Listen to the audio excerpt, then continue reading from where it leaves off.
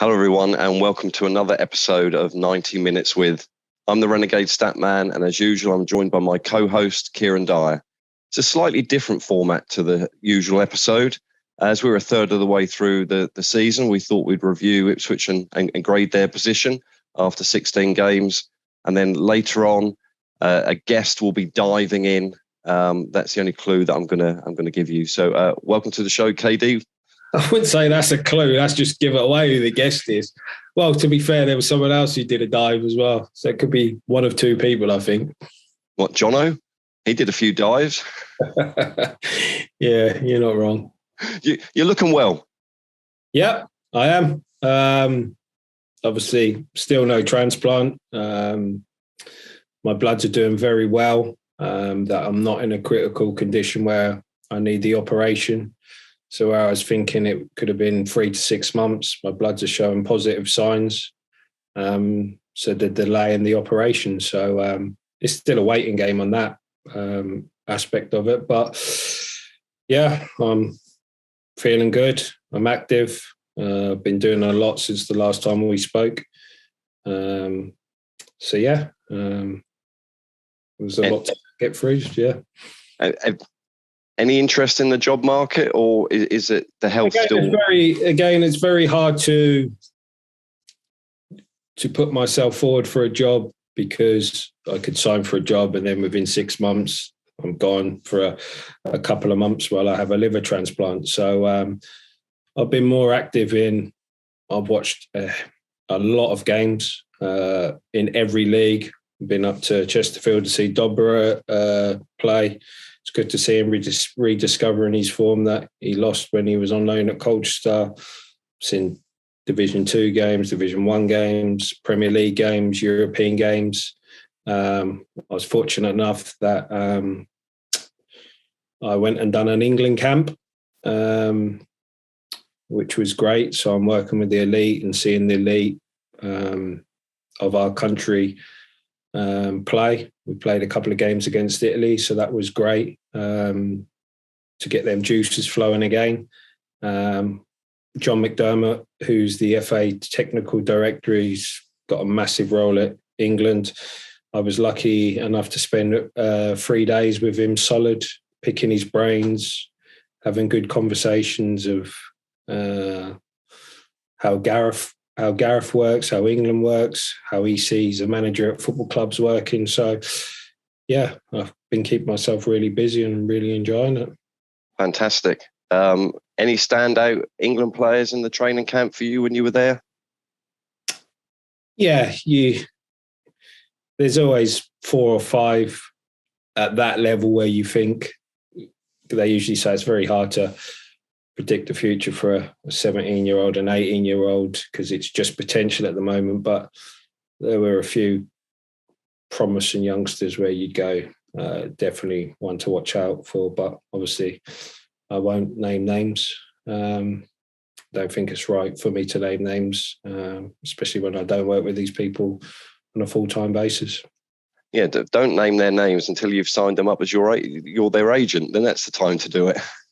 I would never be an agent. I don't like that business. It's a cutthroat business. It's a dog-eat-dog world out there as agencies. But, yeah, I've been asked to be an agent when I first finished football. But it didn't appeal to me. Being what's the word? A celeb who goes on TV shows was the thing I was looking forward to, and then did that and got bored of that, and then I found my real passion. My real passion is coaching, and like I said, I think I left Ipswich. Was it March time? Yeah, March time I left Ipswich, and like you said, when I went with England, it gets the juices going again. But again, because of my situation, it's very hard for me to commit to anything. But like you said, when you've got a lot of contacts, obviously Craig Bellamy and Vinny are at Burnley, top of the championship. I can go up there whenever I want and see how they work and maybe take a session and Paul Cook's invited me, obviously, because I've been up there to see Dobbs. I could do sessions, and then you've got John McDermott, who's letting me go along with England camps. I can still practice my craft and learn my craft and be on the training pitch without actually committing to a full-time job. So, it's good. And you've been spotted up at Playford Road a few times this season. Yeah, that's again, like I said, because I've watched football, not just professional football. I still call them the 21s. They're my boys. So been to a game at Portman Road when they played Wigan and won 3-1. I was at the training ground when I had a good conversation with the manager when they beat Watford 1-0. Tawanda misses 2 penalties. So I still go and try and watch the 21s, the 18s, because a lot of the 21s, even the first team at Ipswich, a lot of the players are in contact with me. They drop me an odd text, just asking me to pick my brains and ask me for advice. I never give too much advice where it might be contradicting what the manager's saying, because obviously you have to listen to your manager, but I'm always there for them. I think when I left the football club, you see from the social media posts that a lot of the players did from the first team and from the 21s.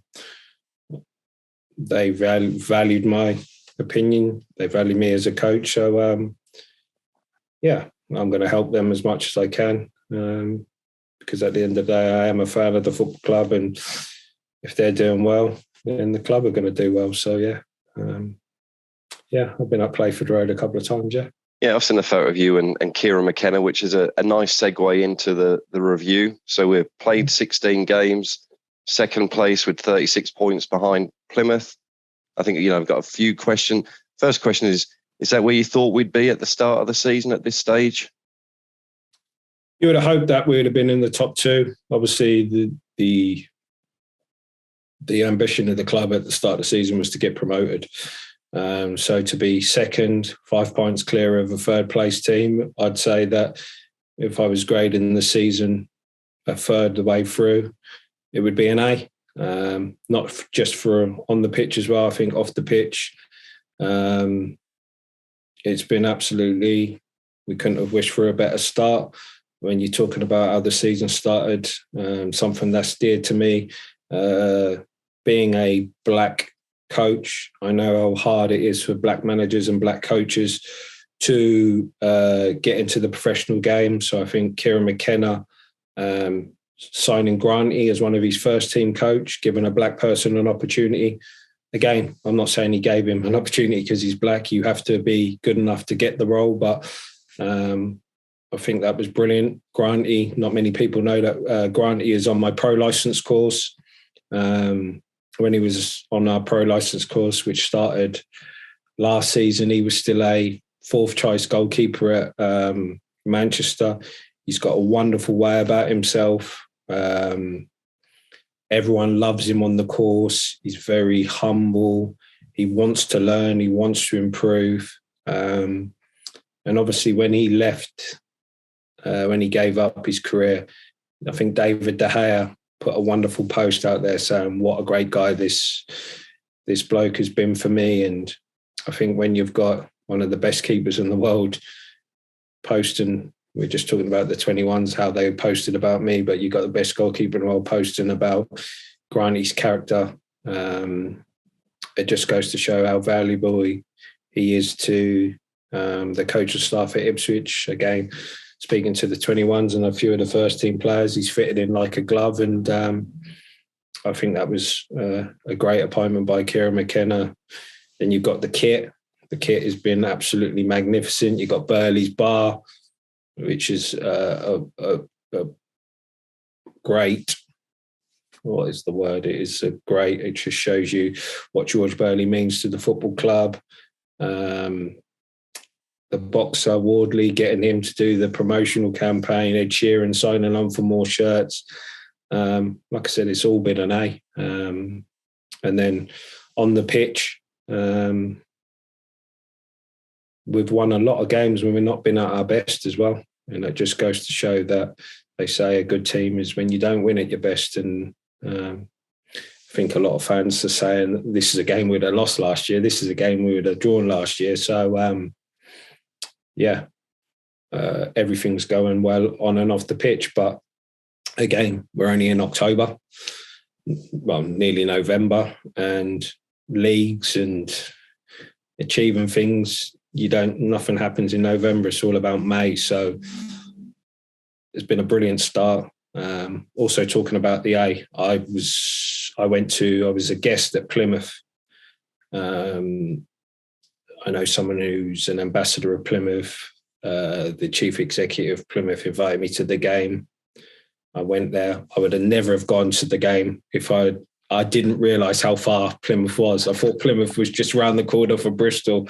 Like 6.5 hours later, I'm like, what the hell am I doing going to this game when it was on Sky?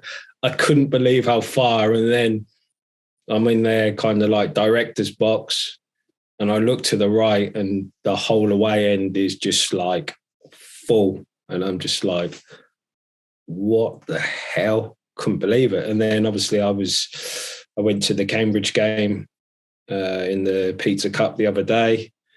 Again, over 1,000 fans on a Tuesday night in a dead rubber game. We were already qualified, and I'm just going, wow, scary to get that attendance. And you've got I don't want to get the Ipswich Norwich, and Norwich are boasting about the figures they're getting in the Championship, and we're a division below them, and we're getting a better average attendance. Is brilliant.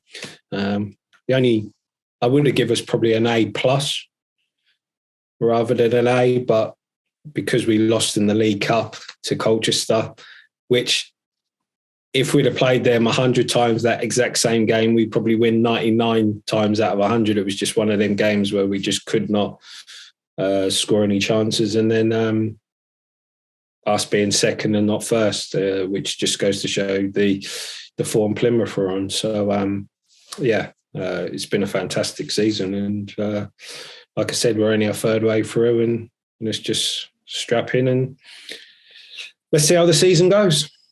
Who's been your signing of the season? Oh, I always, because I've got that development, I'm a development kind of coach, I think, because I've worked with kids and you try to develop them. I think the signing of the season, I look at who could be a massive asset to the football club, and Leif Davies.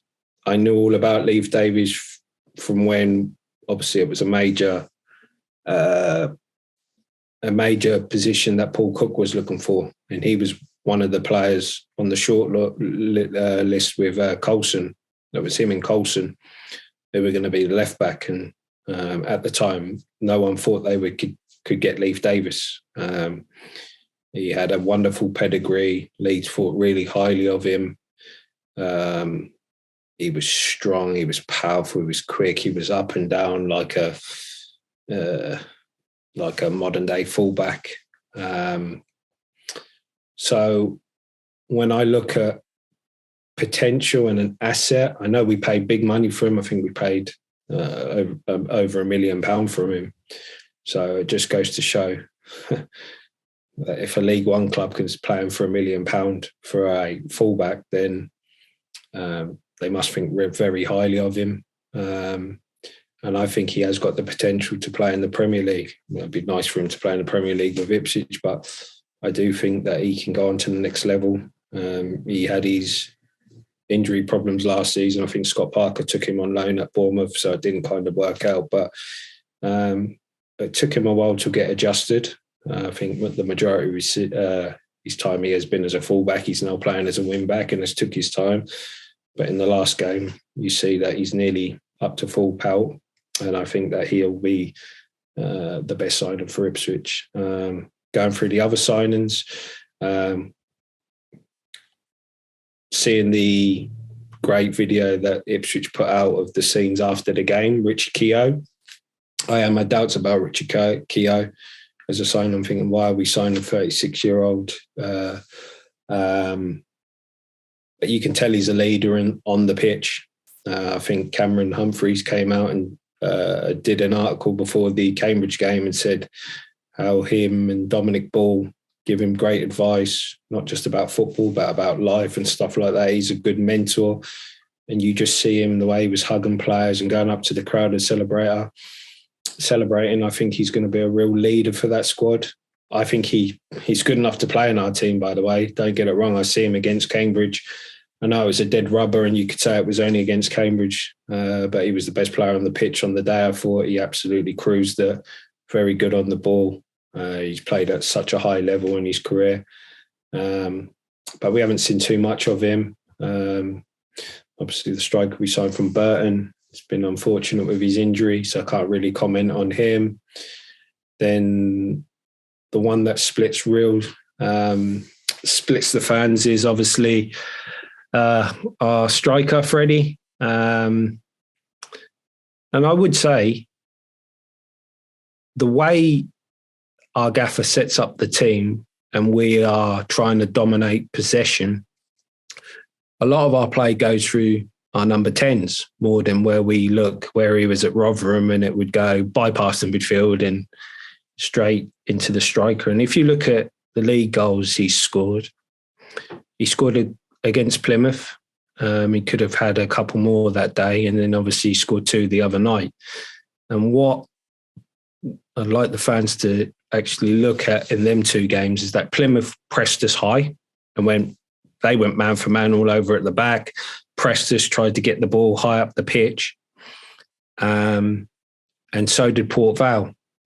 So when teams press you and they give you space to play, once you beat them, Freddie scored all his goals. But the majority of the teams that I've seen who've played Ipswich this season, they've come not to be beat. They haven't come to win. They've come not to be beat. So most teams are playing with a back 5.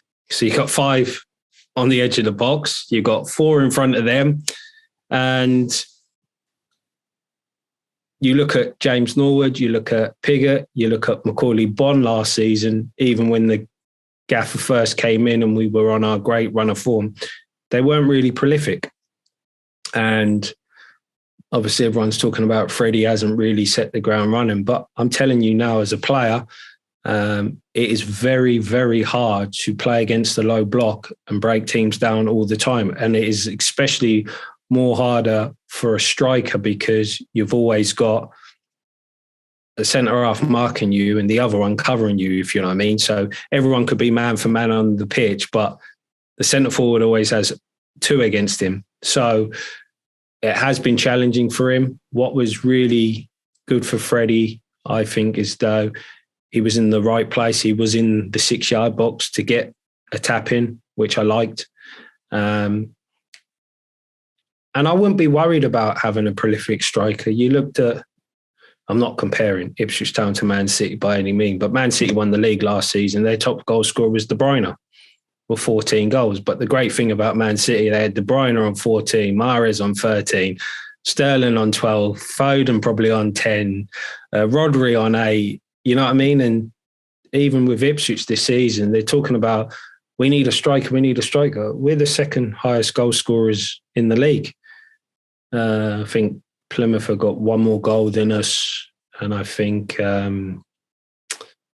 Peterborough have got a lot of firepower. Have the same amount of goals with us. So as long as we're getting goals from all over the pitch, then I don't think it's a real problem. But for Freddie, I do feel sorry for him because we are playing against the low block a lot of the time. And you look at Jesus last season, okay, he wasn't a regular for Man City last season, but he scored 8 league goals and he was a centre forward in the best, the most dominant team. So it just goes to show how hard it is to play against the low block. I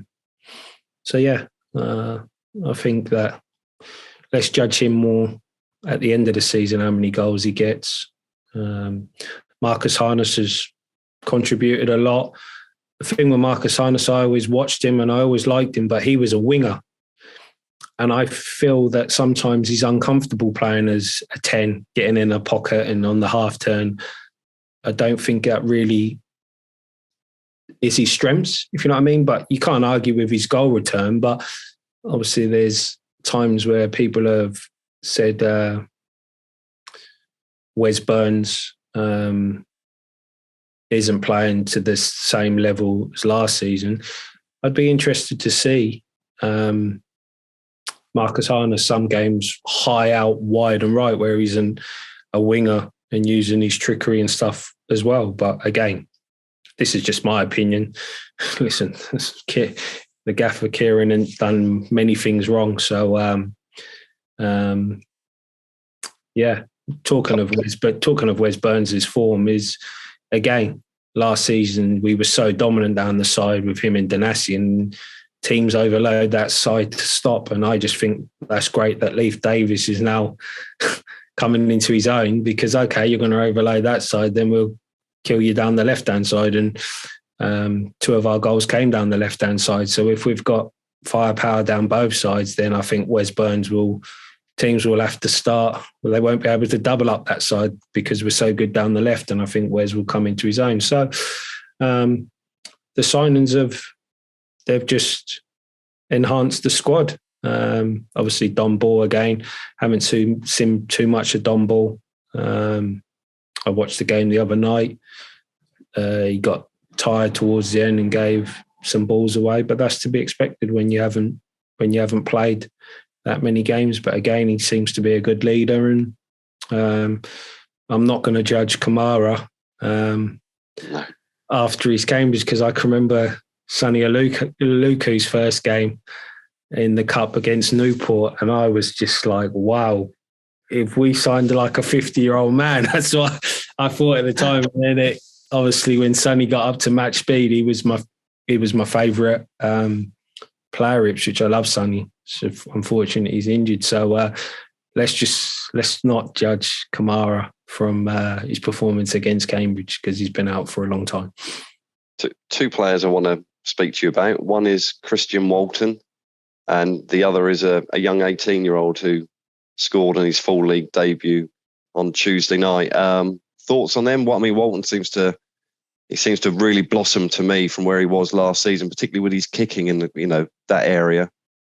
Again, when I just said Leif Davies has probably got the potential to play in the Premier League with a higher club if Ipswich doesn't get Christian Walton, I feel will play in the Premier League one way or the other, whether it be with us or with another club.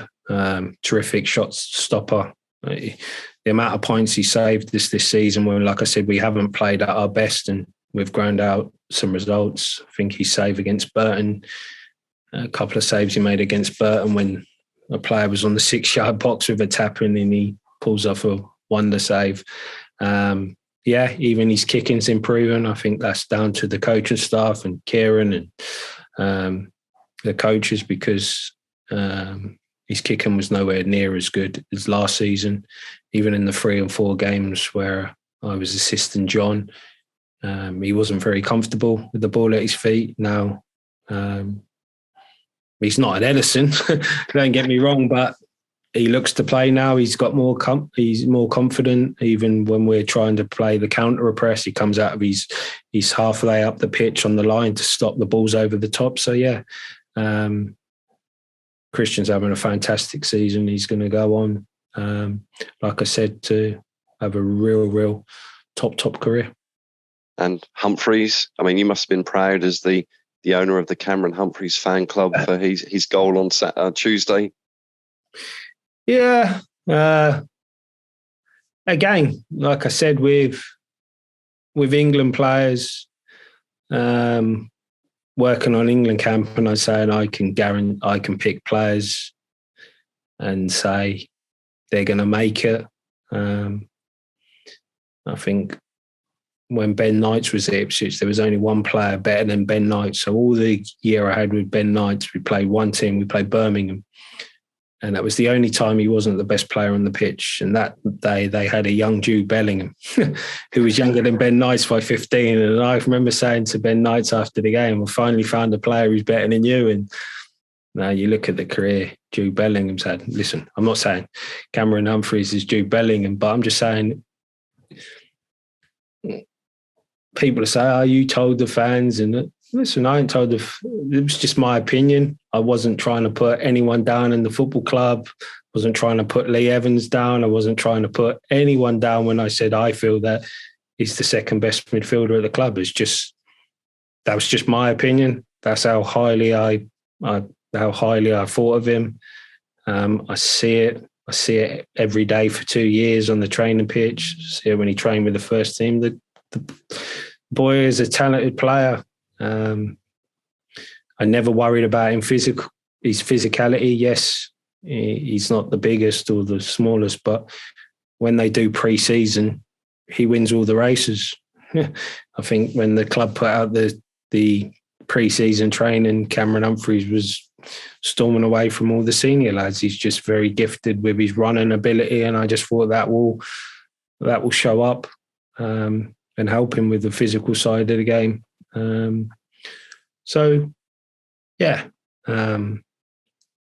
Hopefully he has a big part to play this season. I think now the gaffer and everyone will know he can be trusted.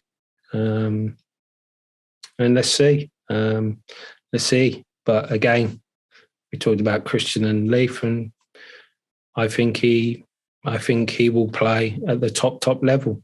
I'm 100% sure of it. So let's watch this space. But I'm really committed on that, and I don't want to gloat or thing, because at the end of the day, I always say this: like, how much can a coach really help a player? I think the science, if they break it down, is what we can give a player 10%, maybe 10%. So 90% it comes with him. He's a God-given, talented kid, like a lot of like Flynn Downs. So all we do is we can give them some guidance, but it's all down to them. It's not down to me or Ads or Brian why Cameron Humphreys is part of the first team squad. It's not down to Kieran McKenna, and it's down to Cameron Humphreys. And I think it was brilliant that he came out and talked about,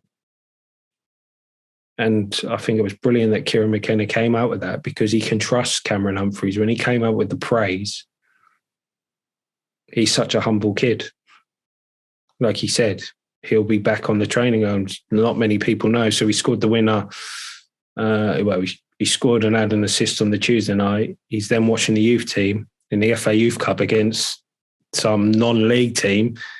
That's how humble he is. He doesn't forget that he was part of the academy process. So he's gone down to the academy to watch the game. He's a humble kid now, and that's testament to him.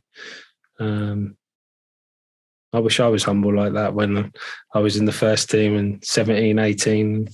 I bet many people. So that's down to good parenting and just brought up in the right way, and fair play to him.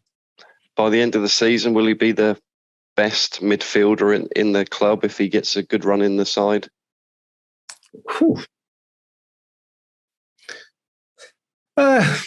Again, I think potentially he is the best midfielder at the club, but it's potential at the moment.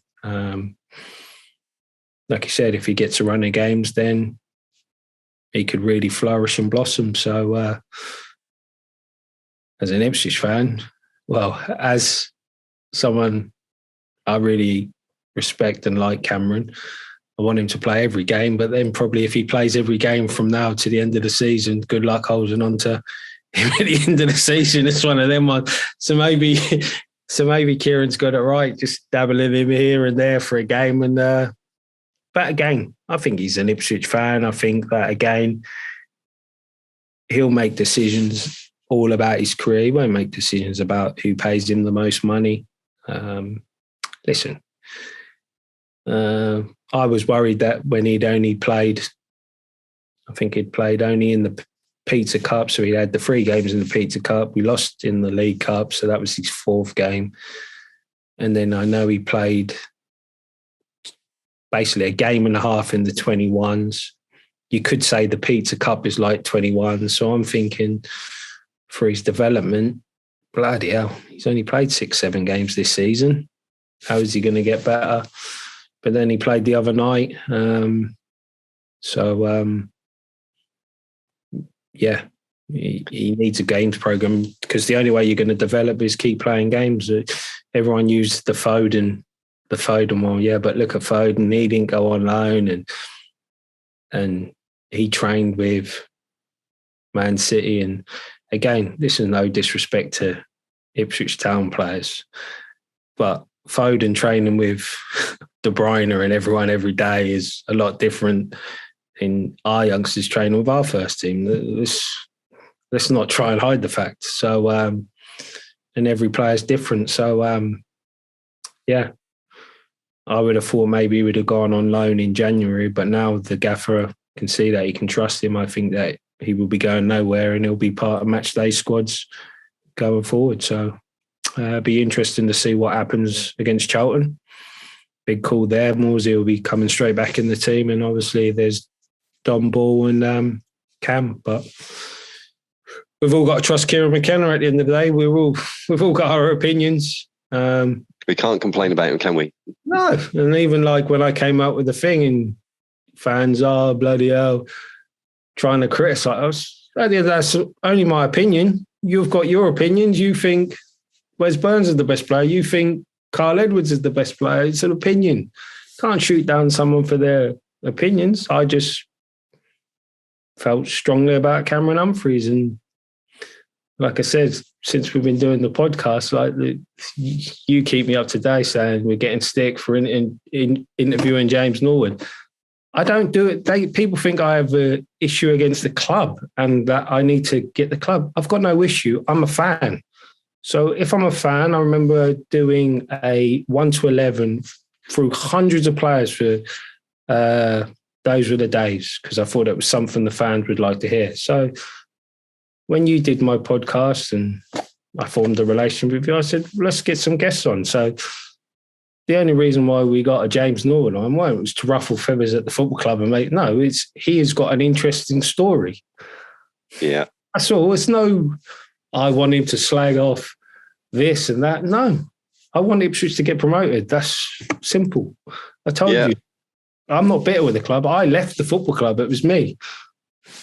There was no one else. I didn't get kicked out of the football club. I left the football club. That was my decision. I explained my decision at the time as I wasn't aligned with people above, and that was it. So there's no agenda behind it. Well, I'll tell you what. It's just come up on the top of my screen that somebody's entered the waiting room. I don't want to keep him. So quick question.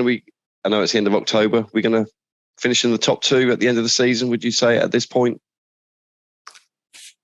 The reason why I think we'll come in the top two is because of our squad, where I'd hate to be a front player in our squad with the manager because he rotates them all. And if you score goals, you get this confidence. But I feel that on Tuesday, where he changed up the team and we had a whole different front three, no other club in the league can do that and be as strong. So I just think that our squad will see us through. And I don't know if we'll win the league, but we'll get promoted in the top two, and then mission accomplished. And then Championship, here we go.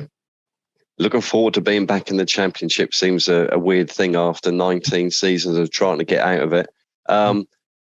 I'm going to let our guest in. I was just going to ask you if you had any advice. He's ringing me now. The guest is ringing me. You better let him in. Let's let him in. Hey. Hi, guys. How you doing, pal? I'm good. How are you? Yeah, good. We were just overrun talking about Ipswich so far this season. So nice. Well, we've got plenty of to talk, so they're doing well. So it's a good time. What do you think of Ipswich this season? Do you think they're going to get promoted? It looks like, and they look quite strong. So I don't see who's going to compete with them really. I mean, Plymouth, they have unbelievable start, but how long they can last, who knows? And you look at the other teams, who are behind them. Sheffield Wednesday, big disappointed last night, drop points. And this is, I think, the difference for me. if you drop points, the teams who are near to the relegation zone, I think they're going to cost you a lot at the end of the season. Yeah. That's what I think Ipswich, I see the advantage because Ipswich doesn't seem to drop any points against the team who are bottom half, so that's a good sign for them, I think. That was the problem last season, Stat, weren't it? I don't think we beat any of the clubs that came up the season before, which is mind-boggling to think about it. The 3 clubs that came up, we didn't win any of them games, which is, you do the points there, that's probably 11, 12 points gone already, which can make all the difference. Exactly. What are you doing with yourself now? Quite a lot, and I've been spending lots of times in UK, meeting people, going watch games, and also I've been meeting lots of different coaches, sports science analysts. I think it's a good time to use that time when you've got in your hand, because Kieran, I mean, you've been at the club as well and working with the youngsters, but when you're you kind of in that bubble, so you kind of forget the outside area. So now I'm using this, and of course being in Finland right now is not helping, but at the same time, I travel in Europe a lot. I'm going tonight. The special one is in town, so I'm going to watch the game. HAK against Roma. Jose Mourinho is coming down, so it's always good to see those European games as well. So you learn quite a lot from them as well. So when Paul Cook left, did you? Because you've come out and said that you have applied for the manager's job at Ipswich. Did you apply when Paul Cook left, or was it more after Mick McCarthy left, or? I did twice, actually, when Mick left, and also when Paul left, so Paul Lambert or Paul Cook? Paul Cook. Okay. So we both know the club inside out, and for me, I think it's very important. Also, you I always said, Ipswich is not just a normal, usual another club. It is something special, and I think you have to know the surrounding, you have to know the area, the people, and that clubs mean a lot to those people, because there is nothing else at Ipswich apart that Ipswich Town, the tractor boys, and I think you have to understand that. And for me, being there a couple of years, I kind of understood pretty quick, Listen, Kieran, Newcastle is another one. Newcastle, you have to be there physically, I think, to understand the meaning of those supporters, how much that means to the club. You see a lot in TV, but unless you're there every day, you've been there much, much longer than me. Yeah. Unless you're there physically to feel it, that you don't understand from the TV screen. It's impossible to explain, yeah. Yes. So that's how I see Ipswich a little bit like that as well. Yeah. And, I thought I knew what was going on. Did you ever? Because, we both have, we lived there long, and you still live there. I spend lots of time there as well now. And, what's people who worked at the club, people who worked previously. So it was easy for me. And I kind of had the idea where need to be changed to have that success, or start to having that success. And because I felt Ipswich lived a little bit with the past, with your era, my era, because, we used to play great football, and that's what cost the club a little bit, and the fans will still thinking we're good football inside and we have to play great. But I think we lost that a little bit, both identity, identity, yeah. Yes. And these kind of things, I think, but surely things I think start to change now. Did you get an interview process at the time for the job? No. I did send my proposal. Yeah. Actually, that time was still Marcus Evans in charge. And I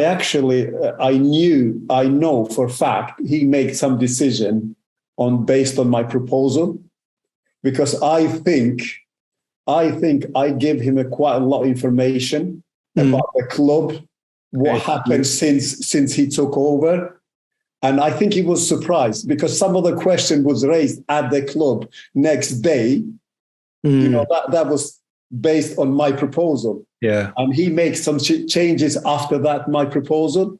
And he said he's going to come back to me, but obviously they never came back to me. And, and in a way, I understand, they probably have somebody in mind and stuff. And I think that time they appointed also Paul Lambert, Yeah. I see your brochure at the time. It was a fantastic little pamphlet of information you had and who you'd be bringing in with you. It was very impressive, I have to say. It's just a shame you didn't get to pitch your ideas. Well, I have the staff, prepared staff who actually, there were many years in Premier League and had success in Premier League, and even have good success in the Champions League, international level. So I was really prepared. Because that Ipswich gives you that opportunity, and I was prepared for everything, and I had some experience staff with me. So like I said, I knew what needed to change, and I was pretty well prepared for that. Yeah, good. Stat, do you want to ask any questions? Do you want to go into his career at Ipswich? Yeah, I've got over the starstruck bit. Welcome to the show, Shefki. Kieran stole a few of my questions, and I guess I'm disappointed as a fan that former players who are really keen to want to have the manager's job aren't at least given the opportunity to have an interview. So that's disappointing to hear. I kind of just want to go through your career, really, Shefki, at Ipswich, and I'll ask you a few questions about a few of your goals and a few of the moments that you kind of remember. If it's okay with you, I want to take you back to your time at Sheffield Wednesday. They just got relegated into what would now be League One. How did it come about you going on the transfer list, and at what point did suddenly you realise that Ipswich was the club that you were going to join? Well, obviously, Kieran knows well when the manager changes, they always seems to have their preferred players, or should I say, and that time I was Sheffield Wednesday, and the manager changed, and obviously the new manager comes in, and he just I wasn't one of his favourite player, and lucky enough, Joe Royle got the Ipswich job, and Willie Donachie was the assistant coach at Sheffield Wednesday. So Willie left next day. The day after Joe, I think it was Monday announced that Joe got the job. Willie left Tuesday, and I had a phone call on Wednesday saying that would I be interested going there on loan? And I remember like today, and I said to Willie, I said, on loan for 1 month. I said, not really. I said, 1 month goes very quick, the Ipswich, is the other side of the country, so for me to move 3-4 games, what I'm going to do in 3-4 games, He said, well, let me talk to the gaffer and I speak to you then soon. So then about an hour later, the phone call, gone again. And he said, listen, we want to get you for 3 months. And let's get you down here for 3 months and then see how things goes. And maybe we can add that more time on. So I said, okay, in that case, 3 months is different. So I'll want to come. And he said, okay, you go in training tomorrow. Don't mention anything to anybody. You don't know anything. and we will sort it out. So I said, okay. I went on Thursday in training like nothing was happening. And then Friday morning, the assistant called. He said, big man, the gaffer wants to speak to you. I said, speak to me about what? He said, I don't know. You need to go to see him. So I went, it was Chris Turner. I went up in his office. He said, listen, we had a phone call from Ipswich. They want to take you on loan. I said, all right, Ipswich. He said, yeah.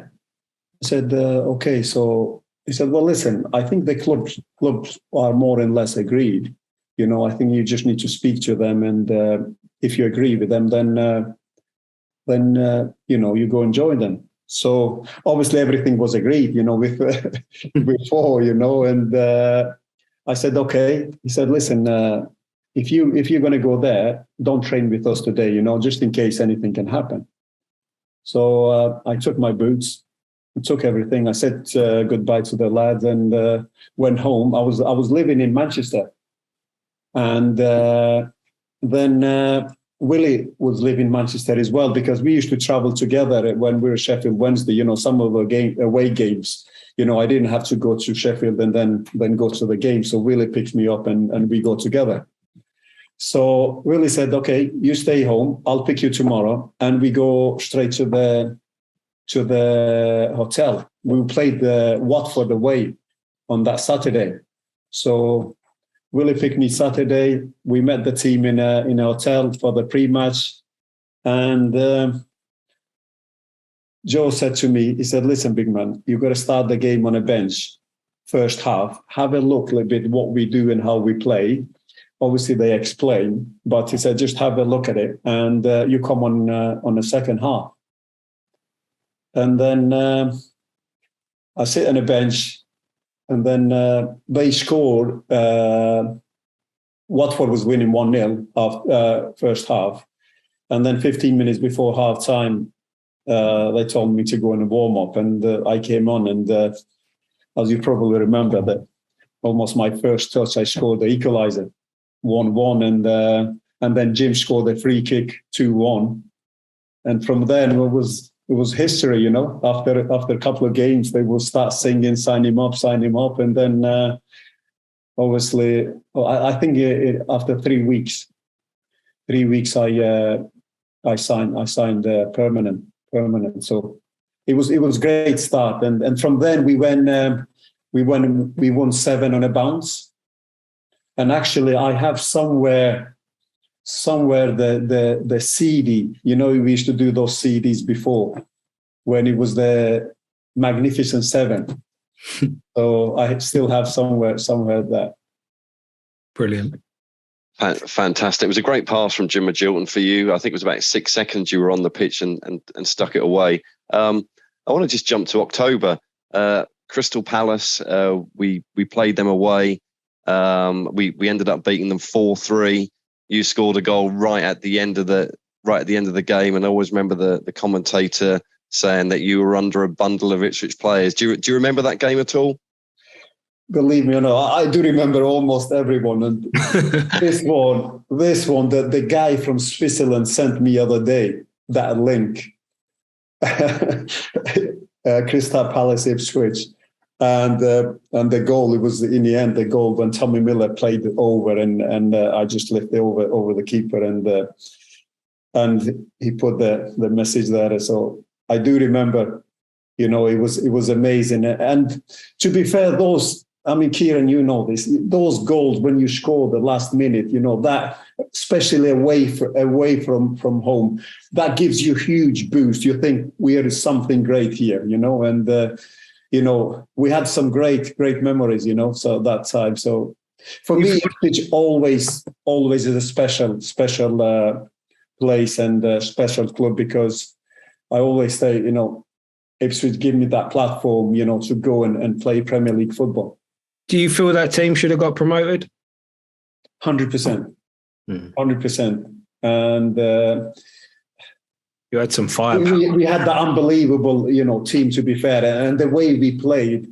And I think because we were so open, we had that mentality. If you score 2, we score 3. If you score 3, we will score 4.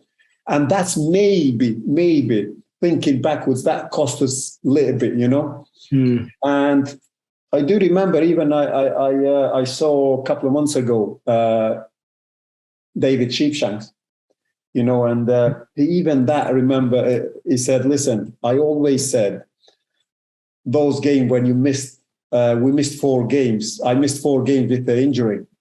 If you remember, I got tackled by Dion Dublin with his studs went through in my thigh. So I missed the 4 games, and we lost all these 4 games. I remember even the first game, we lost. If you remember, we were playing QPR at home, and QPR was second from bottom or something, and they beat us 2-1 or 2-0 or 2-1. And I was out for 4 games, and we lost the 4 games. We went from top down to third, I think, in that time. Yeah, and you must remember the Ellen Road game. Yeah, when we played Leeds, and I scored the first one. Then they equalised, and then Darren Curry had the opening goal in the last minute. And that same day, Wigan was playing QPR. I think QPR almost was they were relegated, and they beat QPR 4-0 at Wigan. If we won that game, we would have gone 1 point ahead, 2 games to go. That killed us. And we played home. We played home the last game of the season. We won 4-0. I think it was Forest, Nottingham Forest or Crewe. Or Crewe, I think. Yeah. Sorry, I normally have my list up there, but yeah, you carry on talking. I'll have a look. And then we went Brighton away, last game of the season. So it was like we need to win 4 or 5, and they had to lose by one or 2. And we I scored quite early on the game away, and when from the crowd, like when they go silent or you hear the noise, what's happening. So we went on half time, and Wigan was 1-0 up. So we were stuck in the playoffs, and for us, playoffs was West Ham was the killer. West Ham was the killer for us, It was Kieran. Some of the clubs you just cannot get the results against them. Yeah. And that season we were unbeaten at home till New Year, and West Ham came on. We were playing West Ham at home, and we lost. We lost to them, and we lost twice in the playoffs. I mean, the first season I was there, West Ham were third, we were 6th, and we lost to them. And the second season, we were third, and they were 6th. Yeah, and I think we had like 21 points or something. Yeah, they underachieved though, because when you look at their team and the players, Matthew Etherington was great at that level, and Bobby Zamora. Yeah, we were the 2 best teams in the league, I think, at that time, with the firepower and the personnel as well, but just wasn't to be. And it's funny though, like you're saying about, what Ipswich like and the identity of the club, and it's crazy because Mick comes in and he does well to keep us in the Championship with hardly any money, but because of the style of play didn't fit, the fans wanted him removed, if you know what I mean. So when you were saying like knowing that would have given you an advantage if you had your pitch, I think that's very important, that fans have a massive say now, and they want to be entertained and they want to enjoy what they're watching. And that wasn't the case with Mick, even though, like you said, his results and where he kept coming, he even got into the playoffs. But if you're a fan and you don't want to just be seeing the ball lumped and into the corners and turn them over. I think this is the problem nowadays, because sometimes you have to know what you wish, really. Even the fans. And for me, it was so important, because I honestly felt that started to get the disconnection between the fans and the team, and I had that in my mind. If I was to get the job, I wanted to have some opening days, in training, so actually fans can come and watch and get the feeling a little bit what we want to do and how we want to do. Because for example, I mean, every single coach wants to play fantasy football, everybody, if you ask anybody, but again, you have to understand the team you've got, the opportunity you've got, and how can you get the best out of the squad you have? Sometimes you have to put the game on the side and things, because nowadays football become results games, If you get the results, people accept. But and like you said, Mick done an unbelievable job because of that. What he has in his hand, and of course, Mick wants to play fantasy football and wants to win 4 and 5 and stuff. But when you haven't got the squad, you can't really do that. Yeah, 100%. Was the 6-4 win over Crewe back in January 2004 one of the craziest games you've played in? Oh, well, this is like I said before, this is the team we had. This mentality we had. If you score 4, we score 5 or 6. So we were not. It was unbelievable, the team, and honestly, not just the way we played, but the spirit we had in the team. It was amazing. And I remember, I'm looking the shirt of Jim. It was amazing. And Aaron told us a good story about you and Jim. Aaron that you wanted to kill Jim. Yes, I would have backed you to kill Jim. we were going to have a proper fight, Reading away. Let me guess, he was moaning at you, was he? Yeah. He always moans. It was a funny, but this is the mentality we had, and absolutely, I love that. And honestly, from that day, next day in training, everything was fine. Yeah, we become best friends, because I think sometimes has to have a bad thing to kind of understand the personality of your teammates, because. You've been all sorts of changing rooms, and you also. I've had a player fight me on a pitch. Well, exactly. So that's kind of. I mean, I remember. I remember that day with Jim. Oh my God. So what happened? Was he just moaning again? Was he? No, actually, you must know, we were at Reading away. Yeah. And 92nd minute, we were 1-0 down or 2-1. I think 1-0 down. We equalized 92nd minutes or whatever it was. We put the ball in the middle. They put the ball in the middle. One pass short, long ball in the box, headed to what? We lost the game. So they scored straight from the kickoff. They scored straight. And obviously everybody was disappointed. And the game went off. As soon as they scored, we put the ball back in the middle, and the referee blew the whistle, and the game was finished. So we lost the game. And as you do, you go and clap the fans, and on the field you shake the hands with the players. And I came to Jim, shaking the hand, and he told me to, So I said, what? He goes, you heard me. And run on the field. And Bam Bam was close, so he grabbed, I was chasing him, so he grabbed me. So he slowed me down, and as I walked in, honestly, Kieran, I remember like now. At Reading, there was those doors will flick, like inside out, so you just... And I didn't see, Gaffer was just gone in, and I actually kicked the door. And Gaffer went like this. He didn't know what was going on. And I went to Jim, Papa. And then obviously Bam Bam was behind me and some of the lads. Bam Bam was a tough kid as well. Yeah. So they grabbed me and go, sit down. And then Jim's got up. He goes, maybe you can beat me. Or he said, if you fight me, you have to kill me. Otherwise, I will kill you. Honestly, I got up and threw everything I had, and I was running at him, and the whole squad got up and then I started shouting. So that's where we Brilliant.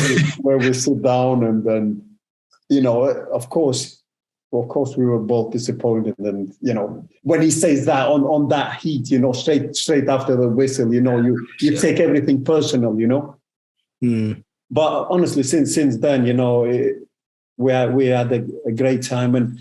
And we spent as a squad, we spent loads of time together, I mean, most of the time after the training finished, we used to go have some lunch in town instead of having a canteen. And that brings that together. And it's, the fight we had, and we always fight for each other. And honestly, we had a great team spirit.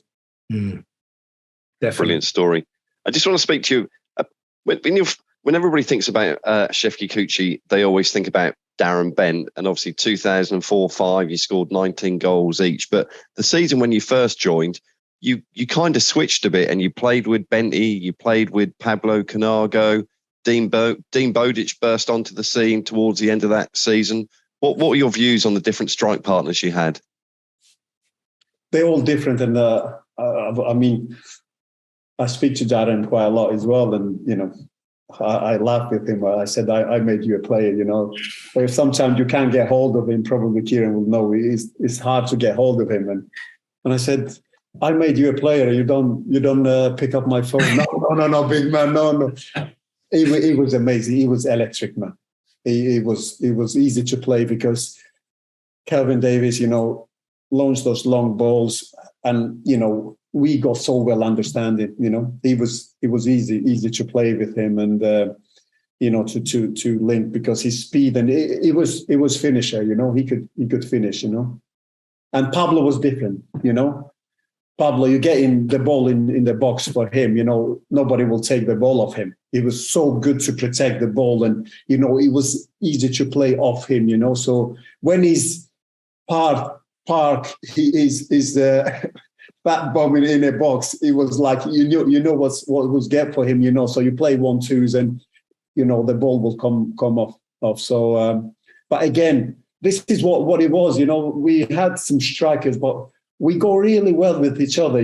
Because sometimes that doesn't happen every club, especially when your teammates, you're playing against same position. You have that competition, and that relationship is not the best sometimes. But Ipswich, we were great. We had a great relationship between, and it didn't matter who was playing, long as we get the results. And that's what it was, and that's what I always think that was a special bond in between the team. Going back to, just remembered, going back to your Sheffield days, can you remember the time when Newcastle came down in pre-season? Can you remember that game? I can remember that game. Can you remember the goal you scored? Oh my God. So we played Sheffield Wednesday. We sent two teams. We had a team played Hartlepool, and then we had a team played Sheffield. And we got offered the choice which game you want to play. So I said, I'll go down to Sheffield. And we lost 4-3. I think we were 3-1 up or 3-0 up at the time. I remember Robbie Mustoe playing against me in midfield, just running off him all day. Shola played. And then they got it back to 3-0, and he was playing against Titus. And he scored like a Marco van Basten type volley. Can you remember it? It was fucking incredible. And it was a pre-season game. And Bobby Robson hated losing any game, and he went fucking mental like Titus after the game. You've embarrassed us against Sheffield Wednesday. And da. So what I thought about that, we probably got you moved to Ipswich after that game because of that goal you scored. Honestly, I think... what a game that was. I remember, because I always said, listen, I've never been most technical player in the team, whatever club, whichever club I went. But one thing I want to always make sure, if I wasn't in a top three, I was the top. I was training like an animal, because that was my strength, and I loved, Titus Bramble, Keon Adams, John Terry, because I knew I will have a battle, and that was me. That was me. I didn't have those ability to get the ball and run past people, even though I wasn't the slowest. When I get going, I had a little bit of speed, but that for me, the strength, give me the ball, put the ball, and sometimes out the box, those little bounce, I used to smash them. Sometimes comes off, but Wow. I remember that game. What a game that was for a pre-season game. Shame they haven't got YouTube clips like they have now. Great might be somewhere. You definitely. I think if we talk about your style of play and stuff, I think when I go on social media, everybody goes Shefki Kuqi. He was one of my favourite players. He was an absolute legend, and I think the main reason for that was that you went on the pitch and you played. You could tell you played with all your heart and stuff like that. So it's kind of great to hear the conversations about you and Jim kind of kicking off, because you both really cared and wanted to win. And your knowledge of your town career is great, but there's just a couple of games I want to speak to you about, or a couple of things. September 2004, we were losing 2-1 at home to Plymouth Argyle again. We were losing 2-1 at home to Plymouth. Yeah. We beat them 3-2. Outside the box. Yeah, you scored 2 in the last 8 minutes in that game. I was on a bench that game as well. I started on a bench, and then I came on 2-1. Like I said, the first goal was nearly just outside the box. I think Darren Bent crossed it, if I remember right. Bent it, I think, from the right side, and header. And the second one, I flicked it. So I remember, honestly, I remember those goals like today. Strikers always remember games and goals. We found that out from Benty. Every other guest we have, they go, I can't remember. But strikers know everything. Oh, man, honestly, it is something when you're in a box. And when I played a lot, I was 10 years with Finland. Yeah. And this is only in my career, but the only, like now when you think backwards, I just felt it for the national team. I never had the opportunity to actually show what I can do and what I am about.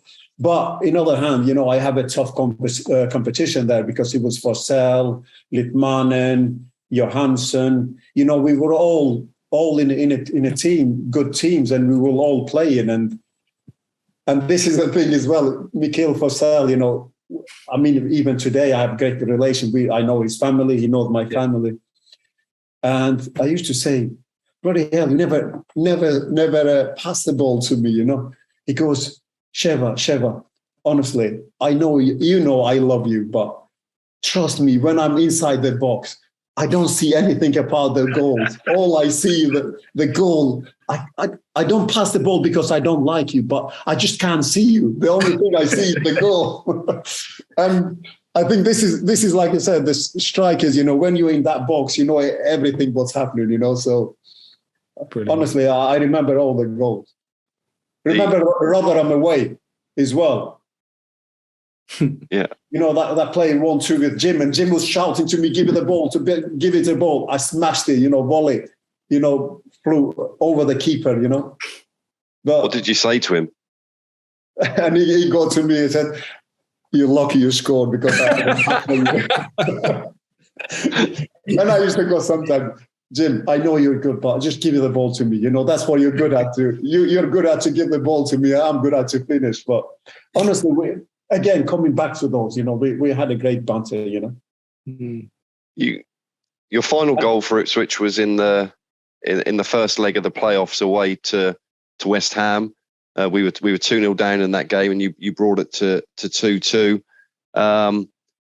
We don't want to dwell on it too much, but I don't really think the team really seemed to turn up too much in the second leg. And sadly, what happened after that was that the likes of you and Darren Benn and Tommy Miller all kind of go. And obviously, we as fans, we just read things that are in the paper. But at one point, you were offered a 2-year contract to stay, and then the contract was withdrawn, and then you ended up going to Blackburn, who were in the Premier League. And I think Joe Royle said that he wouldn't stand in your way. But what was going on in the background for you to finally leave the club and move to Blackburn? Honestly, this is the truth, and like I always said, if we gone up to Premier League, I will never ever change the club. I will finish my career there. But everybody's dream is, even now today, to play Premier League. It's somewhere where everybody, the whole world is a dream of everybody. And I remember like today, because honestly, like I said, I still have great relationship with Joe. I still speak to him. I still speak to David Shipshanks, and we had a chat. And as they know, because I turned down, believe or not, 3 times I turned down Norwich. And because of that feeling, how I Good on you. Honestly, it was like, when I came, after 3 weeks, I was at the office with Gaffer, and then I had a phone call. The agent told me, and then it was Norwich. Honestly, they were double my wages. They wanted to get me to Norwich, and I remember Joe got down the stairs in the reception. He goes, "Big man, is that Norwich?" I said, "Yes, Gaffer." I said, "Get up in the office, put that phone down." And I said no. I said no to Norwich. And then a couple of months after, they came in for me again. And then when my contract was finished, they rang me again, But I said no. And the situation with Ipswich was very clear. And I remember the chairman came and said, "Listen, big man," they were both with the Gaffer, "we're not going to stand in your way. You're being very special to us, and we want to be special to you." The chairman said, "Listen, we wanted to be a Premier League. We can't at the moment. We cannot give you that opportunity. Your contract is finished. I let you go and speak to the Premier League clubs, whoever you might have. But if you don't sign the contract with the Premier League club, please do not do anything before you speak to me." He said, "I'm ready to do something which I never done before, because what you've done for this club, I want to be honest with you as well. I'm ready to do something which I never done before." He said, "You have your difficulties. We have players here who they sat on the stand, they didn't care, they got their wages, they got the salary.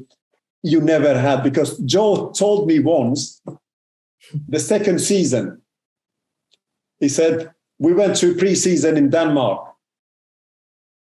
We landed there. After first session, he said to me, "Listen, go and speak to your agent. You're not going to play for Ipswich anymore." What happened, I don't know. So you find another club. I went mad. I was crazy. And I didn't know why.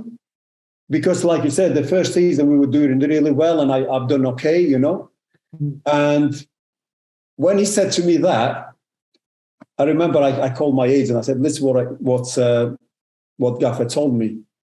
He said, "Well, that's what he's been telling me, but it's different when I told him he has to come and say to you, because the agent said to me, the manager wants you to leave." I said, no, I had a great season last season. I don't want to leave, So when he said that to me, I said, "Listen, I will show him."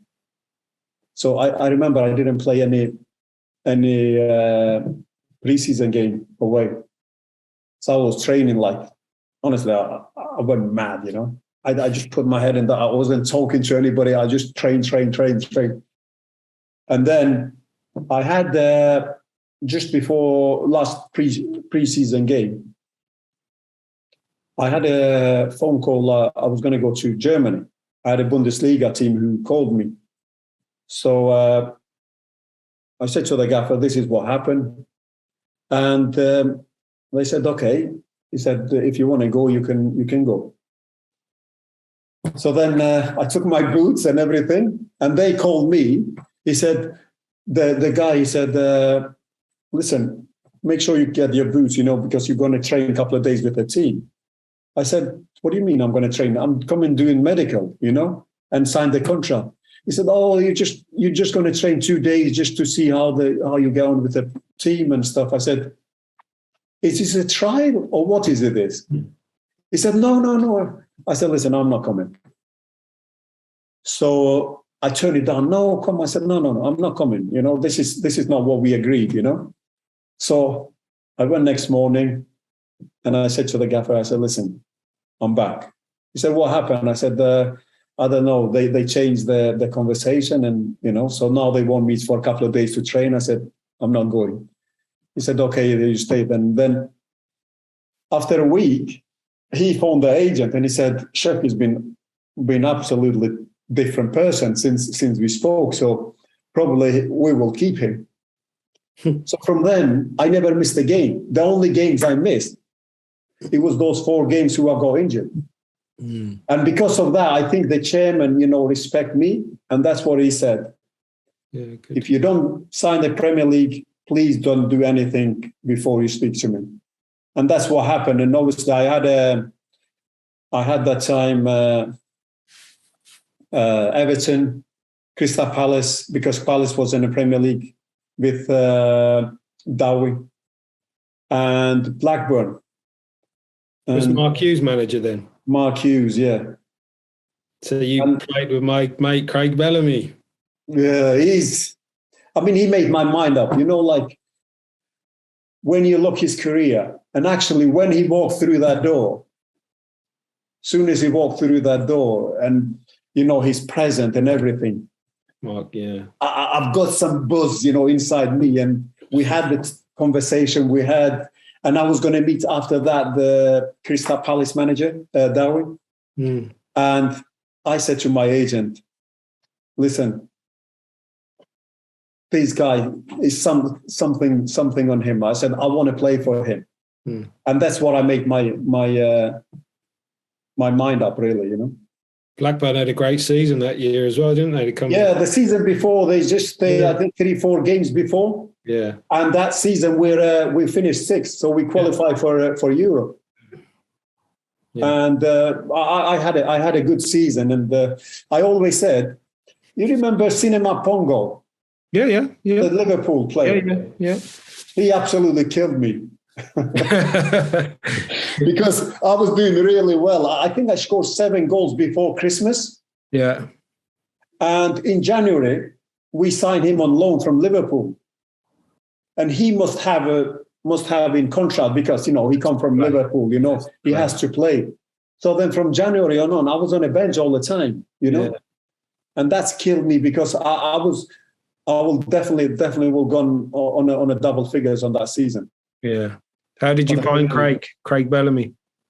Craig was unbelievable. Eh? Good player, eh? He was unreal, Very demanding as well as a teammate, weren't he? Very demanding. Bit like Jim, isn't he? Bit like Jim. Exactly, but he's honestly, when on earth is like animal. Yeah. When he was fit, he carried the team on his own, Yeah. But I remember Blackburn, he was God, man. He could do anything. Yeah, of course. He was late on starting in the training because I think his boy was at Cardiff. Yep, that's right. Yep. So I don't know. You remember the Blackburn, the training ground? Yeah. It was the building here that where we changed in the car park. On the top, there was the 4 pitches where we trained, and down the bottom it was the goalkeeper area where they would train. So the always goalkeeper go there. So when the keepers come to our field, we knew there's games to play. So he used to call goalkeeper coach sometimes, Itchy. Leave the field empty because I'm going to land with helicopter there. So just before training. Oh man, he was class, man. But he could do anything. And yeah. The funniest thing was when we were playing on Boxing Day. So the gaffer said, "Listen, go and have lunch with your family." We were away to Middlesbrough. Yeah. go have lunch with your family, and then you come. We train in the evening, and then we travel from the training. After training we go to Middlesbrough. So everybody was in a changing room. One missing, of course, is Bellas. And the gaffer goes, okay, let's go out. We're not going to wait him for hours. We train. If he comes, he comes. If not, we leave him out. So we go. Everybody goes in a train on a field. The next minute you can hear the helicopter, and we didn't think it's going to be Bellas. We thought Bellas is not turning up. And then he landed on a car park behind the stadium, and everybody thought, what's going on? And then, like the car park, you have to walk all around, to come to the changing room at Blackburn. Yeah. So instead of hurry up, and trying to go around and get changed and come to the train, and he's like walking as nothing happened, as everybody's on time and everything. And Gaffer goes, Bellas, whenever you're ready, we're all ready, So we start doing a bit circle and stuff. And then he goes, instead of coming and say, sorry, lads, I'm late and everything, he goes, oh, bloody hell. You only find by landing with helicopter. It's not easy, this Blackburn. It's not easy place to be. Oh, man. But honestly, he was, like you said, when he was fit, honestly, he was unstoppable. Yeah, good player. Who became the manager after Mark Hughes when you were there? I actually left. Oh, you left because was it Graham Souness?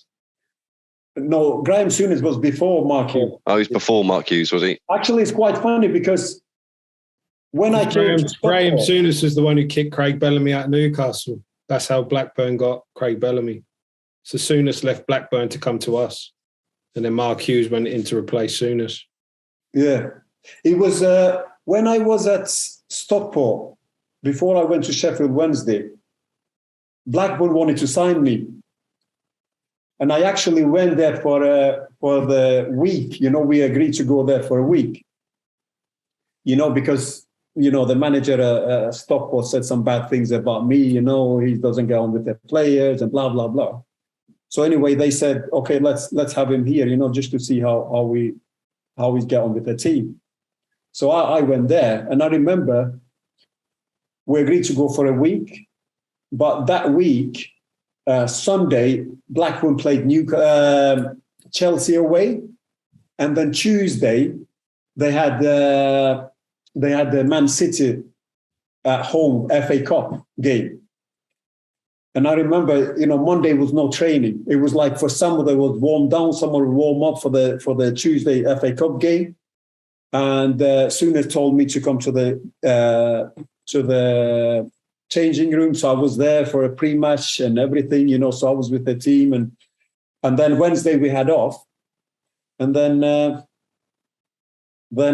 Stockport called them back. He said, listen, we need him back. He said, no, we agreed that the terms and everything, I just wanted to, I haven't even spoke to him yet.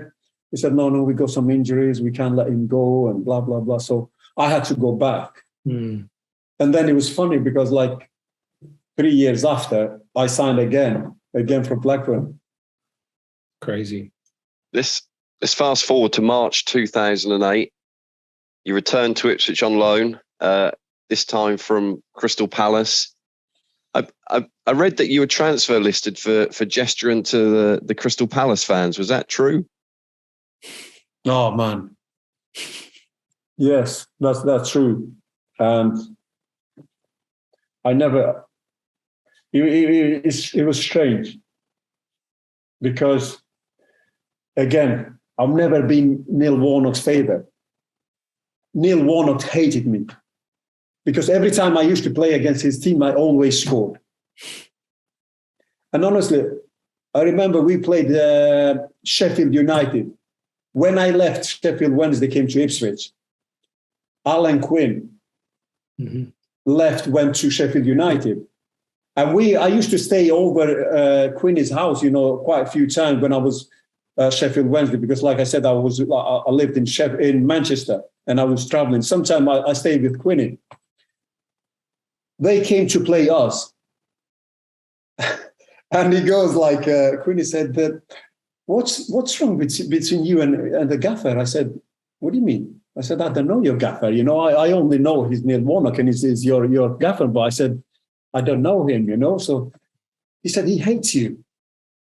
And he goes to Chris Morgan, you know, that was the captain. Yeah, of course, yeah. He goes, listen, that big cunt, you have to kill him. If you have to break his leg, break his leg. If you stop him, we will win. So he said, honestly, he absolutely hates you. And obviously we played them next day because I went to the hotel, you know, they were staying in Woodbridge. So I went to see the lads, you know, and the next day we played, we beat them 3-0 and I scored 2. And he was fuming. And then he came to Crystal Palace and he wanted me out. Honestly, I swear till today, and this is some things which bothers me a lot, you know, because I don't care who he is, where there's a manager, where if I've done something, I hold my hands up and I take the punishment, whatever it is. But if the people say something about me which is not true, I hate it. And I'm the worst person to deal with. If it's nothing true, then I hate it. I remember we played Wolves at home. Of course, I didn't have the best game. You know, and you know, as a centre forward, if you don't touch the ball 2-3 minutes, and then when it comes to you after 3 minutes, you can't get hold of it, bounce off you. Everybody like going mad, and I get more frustrated than anybody else, because that incident with Jim, that tells you know what kind of character I was as well. You know, I hated losing. You know, but like I said, I wasn't the worst. We played halftime was 0-0. And I remember like today, he said, we started the game, 3 minutes, the ball come to me, bounce off me. Oh, the crowd goes mad. And then next minute, I see the board up. And now my number was up. And I go to Gaffer, like, you know, you get pissed off and you were angry. And I went like this. And we lost the game 2-0. We ended up losing the game 2-0. But again, it was still 0-0 when I came off. So after the game, Keith Curl says, the gaffer wants to speak to you. He came to the shower. He said, don't go home because he wants to speak to you. And I was like thinking, you want to speak to me because we lost the game?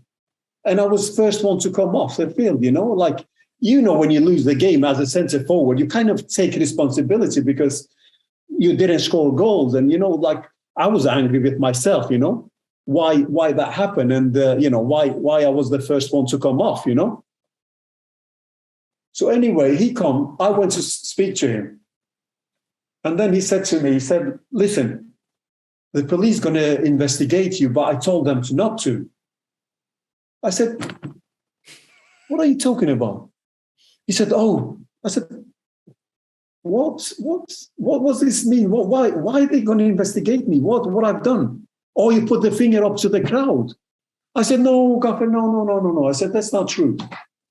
No, listen, son. Listen, I told them not to forget. And also I told the press, I'm going to find you, but I will not find you, you know? You just go home. I said, no, Gaffer. I said, listen, I'm sure there's video. I want to see this. Honestly, I do not accept this. I said, of course, I wasn't happy. Of course, I was angry with you because you took me off. But I never put the finger up to the crowd. I said, one thing you have to understand. I have few clubs, but wherever I be, I always have a great relationship with the fans because they know I give everything. I'm not the most popular player, but I fight.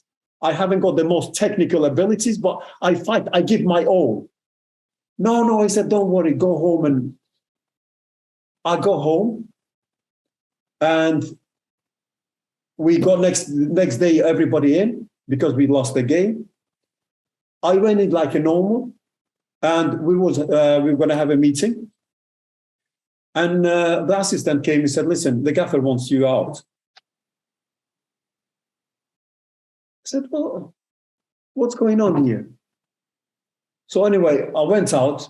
He was in a corridor. He goes, big man, listen, you go home, have a few days rest. I'll let you know when you come in. I said, gaffer, I don't need rest. What's going on? I don't want you in meeting. I'll call you when to come back. I was thinking, what the hell is going on here, you know? He said, I call your agent. I told him I'm not going to find you, but you have a couple of days off. And of course, I knew because I wasn't his favorite player, you know. And I went home. I worked 5 days. I hear nothing. I called my agent. I said, listen, this is what happened. You know, what's going on?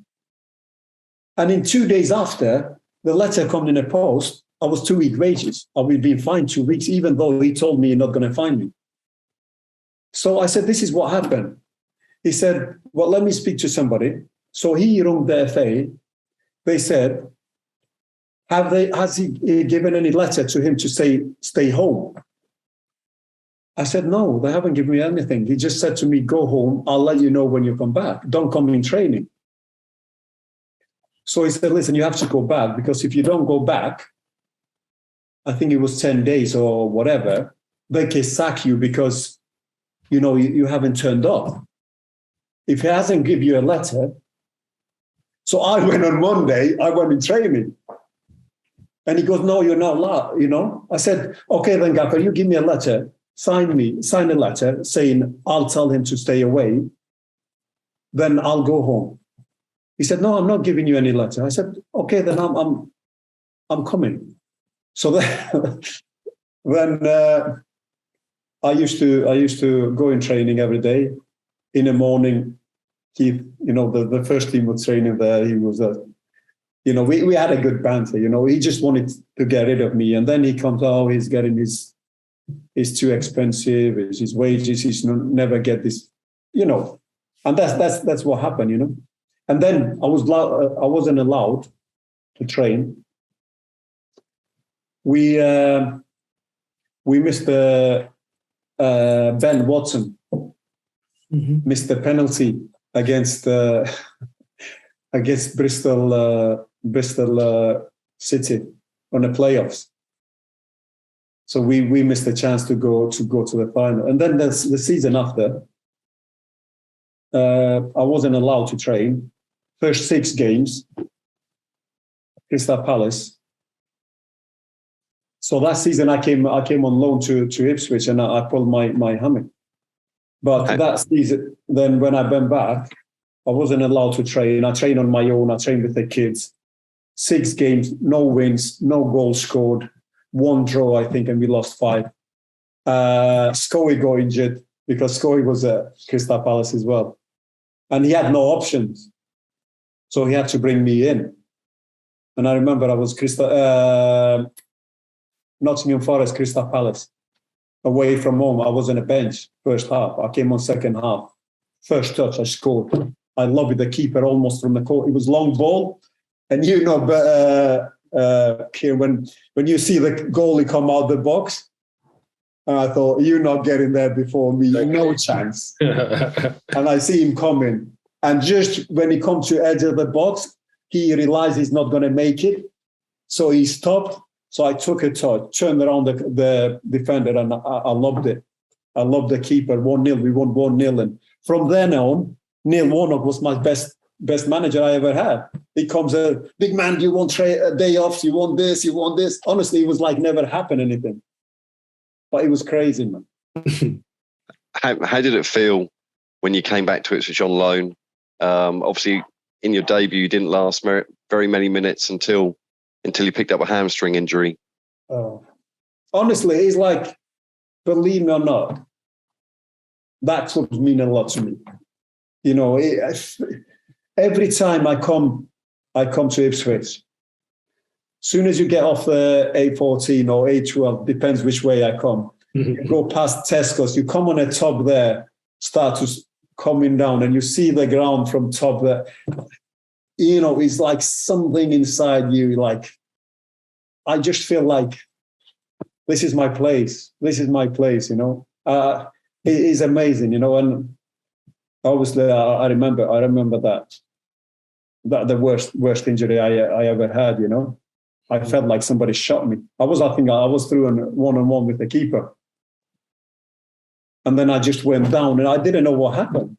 I got up, and as soon as I stepped, I went down again. And my hammy was gone. And probably because I didn't play a lot. I didn't play that time at all, I was at Crystal Palace, but I wasn't playing. And I think that had a big impact on me. What was Jim the manager like compared to Jim the player? Totally different. And I would love to carry on and playing because, like I said, I have loads of respect, for him, and he was a character. And I think in football, you need that. You have to have characters, to have success, I think.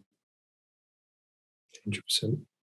Well, we've come to the end of your Ipswich career. I was going to mention about Newcastle, but you obviously you had a little chat. But you went to Koblenz, played for Swansea, Derby, Oldham, and then you ended up at Hibernian. But I would certainly say in Ipswich, all of the fans will respect you for all of the time.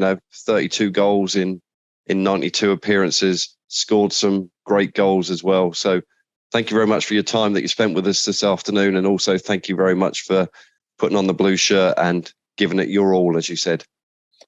Thank you for your time as well, and for having me in a show. And like I said, we all fingers crossed. And I honestly do believe this year is a blue year. So we're back where we be a minimum we belong. So I think championship is the minimum what that club deserves. But sometimes, especially in football, you always don't get what you deserve, and I think this is the time, and hopefully we can carry on and go to the big time where everybody wants to be, and that is the Premier League. And to see Ipswich back there, will make my day. Yeah, like I said, it's been really fascinating, some great stories, and you can see your passion for the club just oozing through. And I'd love to see you back at the club in some capacity, whether it be a manager or a coach one day.